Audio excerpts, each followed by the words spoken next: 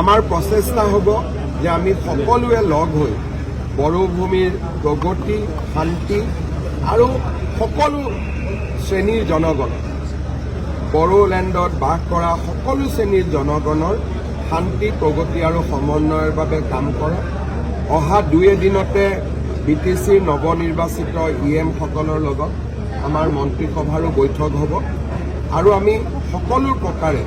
BTCৰ উন্নয়নৰ বাবে আমি BPFৰ চৰকাৰখনক সহযোগিতা 26ৰ নিৰ্বাচনত আমি এটা সমন্বিত ৰণকৌশল প্ৰস্তুত কৰিম, কাৰণ সকলোৱে প্ৰধানমন্ত্ৰী নৰেন্দ্ৰ মোদীৰ নেতৃত্বত এখন অসমত সুন্দৰ চৰকাৰ হোৱাটো বিচাৰে আৰু তাৰ বাবে পলিটিকেল দিশত বা কেনেকে কোন পদ উঠিব তাক যদিও আমি আলোচনা কৰা নাই, কিন্তু স্বাভাৱিকভাৱে 2026ৰ নিৰ্বাচনৰ কথাও